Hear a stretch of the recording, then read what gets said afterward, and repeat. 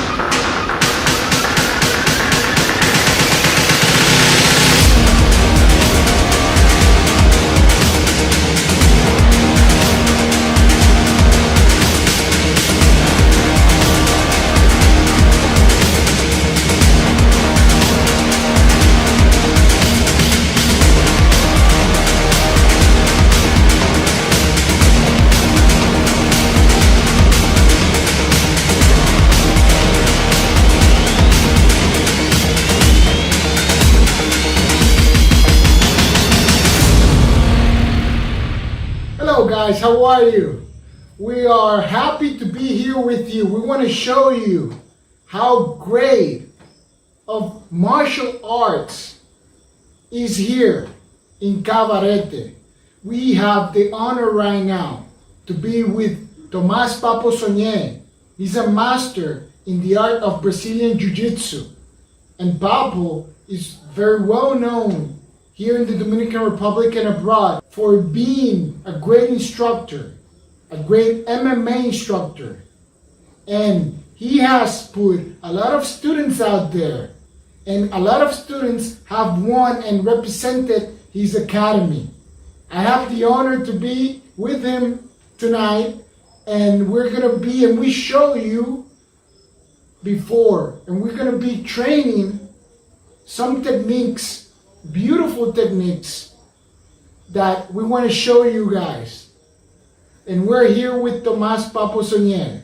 Julio Rancier over here. Thank you for watching this. Hello, my friend, my brother Papo. How are you?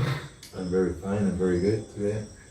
Thank you for being here. I'm very happy to have you here. We haven't been together in a long time, training together in a long time. So it's an honor for me to be here with you.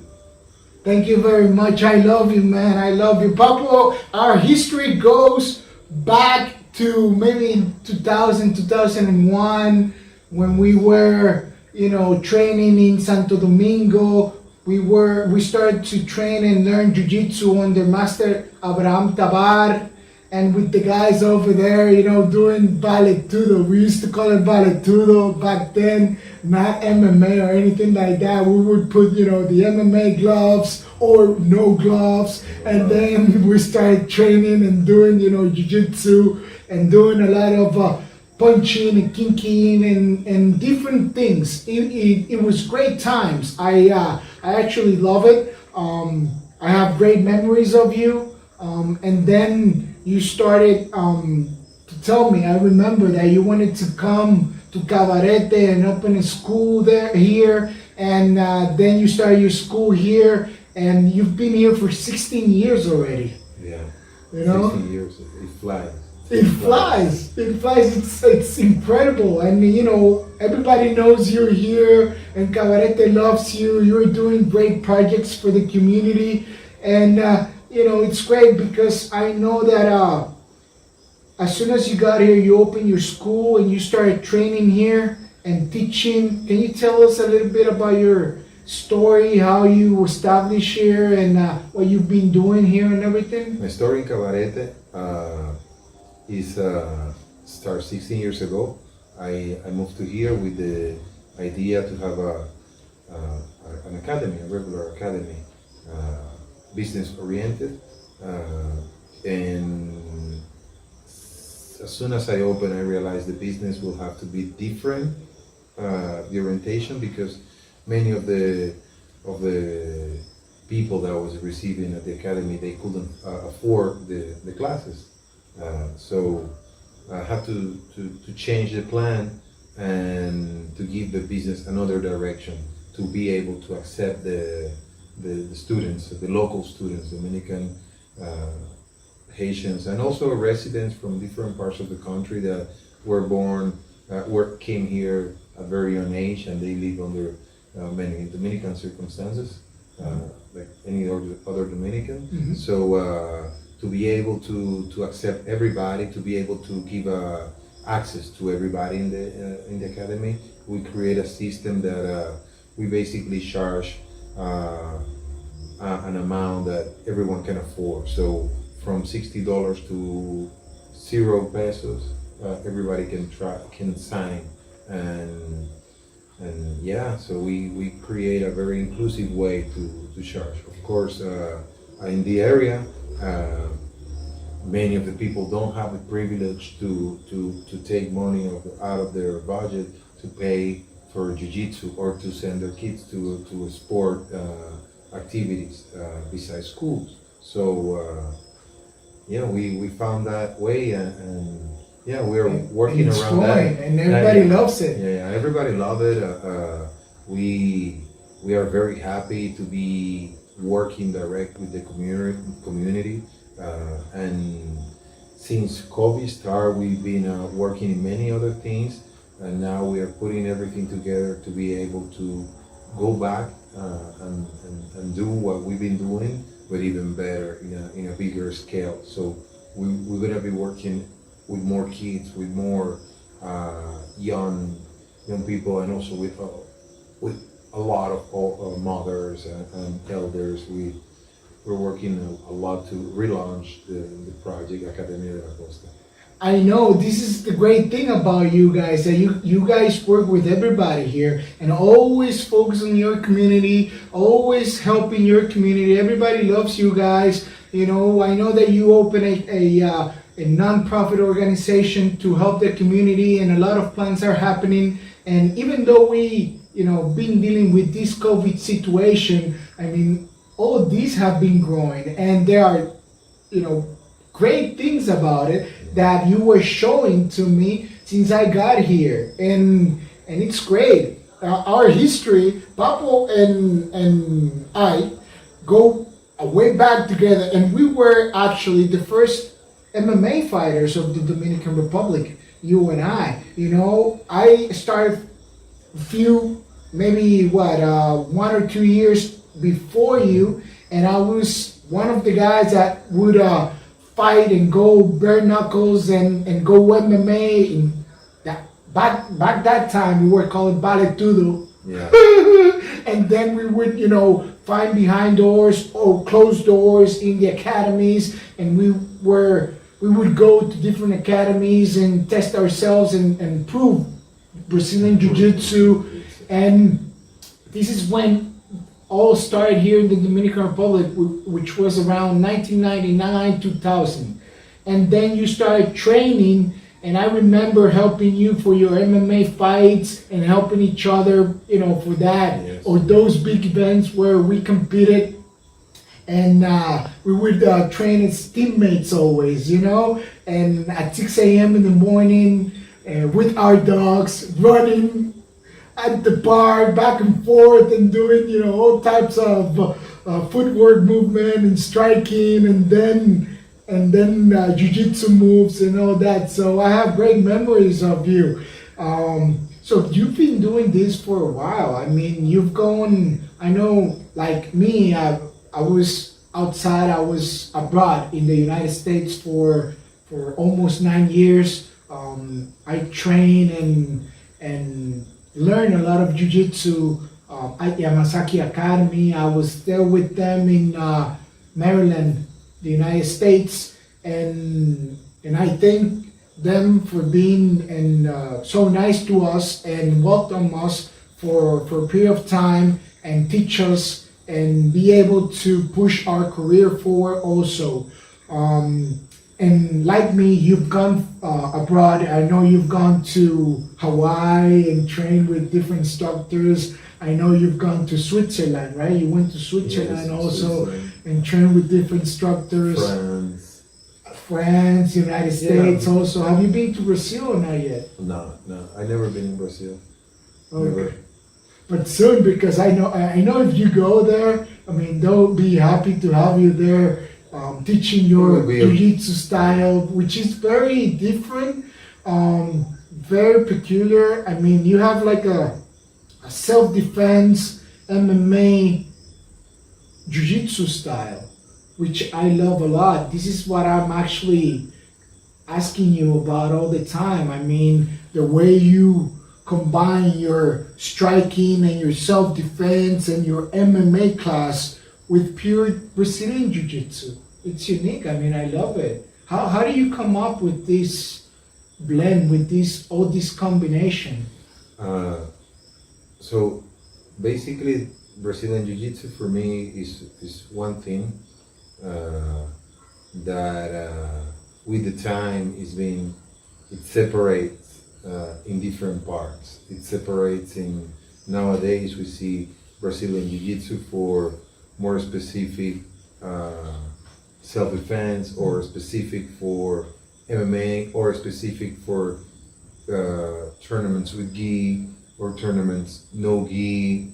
Also is separate in different tournaments. So if you're going to compete in a tournament with certain rules, you learn, you practice more under those rules. And when you go to compete under other rules, you go and train like that. But for me, as you said, that was the beginning, and I've been working and training in many other mats and with many other people, and everybody, many people are like, oh, I like gi, I don't like gi, I like no gi, and I like everything. I start doing everything. So I don't think it's a unique style. It's more like nowadays everything is so separate. and I never separated. Always try to put it together because the ideal jiu-jitsu is a jiu-jitsu that will work for a tournament as well in a self-defense situation. So even that we have to adjust certain things for tournaments, and that's not bad. It doesn't hurt. The style, I see it as a one thing. So yeah, It's great. I work like that. I love it. I'm like that too.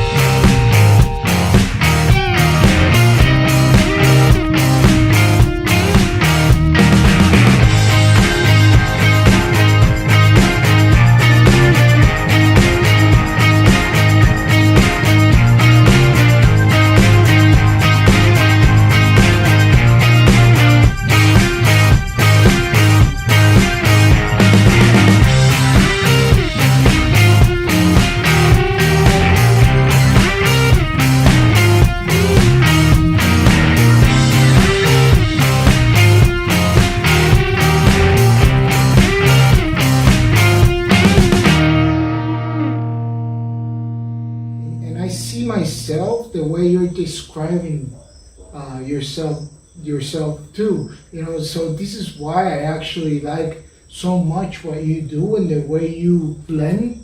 It's like you, if you say let's do some wrestling, we wrestle, let's do some striking and box and do some kickboxing, then you do it some, you have a lot of Muay Thai school, which you know a lot of clinch school and a lot of different things with the elbows. Yeah, I try to study.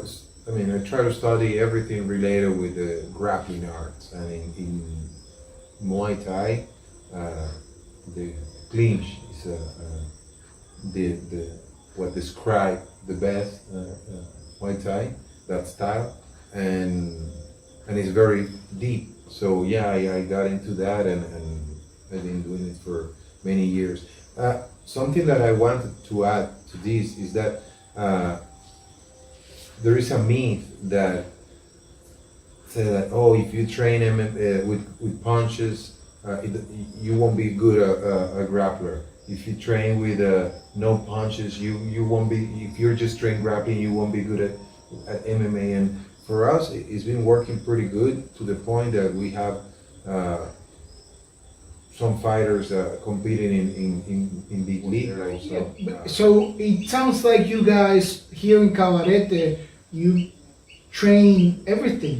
I In, mean, in Academia de la Costa, we train like that. Academia de la Costa. because that's the name of your academy, Academia de la Academia Costa. yeah. So everybody can find you on Facebook and Instagram Yes, sir. under the Academia de la Costa. Academia de la Costa.com, Academia de la Costa on Instagram, Academia de la Costa Ottawa. That's another academy that we have. De la Costa, de la Costa Academy Ottawa. We have to adjust the name in English. Okay, because you have an academy in Canada. We have Okay. Another club in Canada who is run by Joseph Neurouter. Nice. And also in the country, in Terrenas, we have another one over there. And in Santo Domingo, we work with the one of the biggest university, La UAS.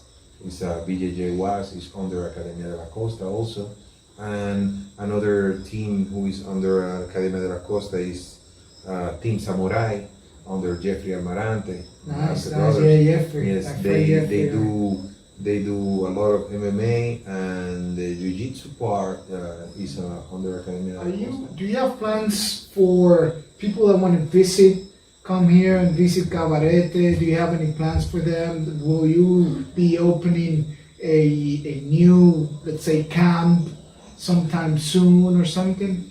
Yeah, we are doing many adjustments because of the actual situation, and to be able to offer a better service, we've been doing a few things, and soon we will be relaunching everything related with the academy and all the protocols for COVID. So yeah, we will. So people people from all over the world, they can contact us on the social media, They on can the come website. here. They can contact us. We hook them up with the rooms, we show them everything around, and it's been that's the way that we do it in here. So we train and then we go to the beach, and then relax with so many little restaurants, beautiful restaurants and bakeries you have. I know it's a very holistic place where you eat healthy and you meditate, you relax here. So it's great. Yeah, there are many. This place is amazing. So like if you come here, you do jiu-jitsu and also you surf, or you can do kite or learn. There are kite surf lessons, paddleboard, hiking, mountain bike. It's like us. We were hiking today. Yeah, we were. We were hiking. Yes. It was great. We were in El Choco. It's a national park, a protect area, and it's the place. That's the place to go I around. know, we went to a tree and then we started getting the guavas from there and eating the guavas, and we had Avocados. like a bull next to us and cows, and then I'm like, Papo, how about that bull is looking at us, man? You have like an orange t-shirt. Is he gonna attack or something? And, no, just ignore it. Enjoy. So yeah, this place is vast. This place is full of great things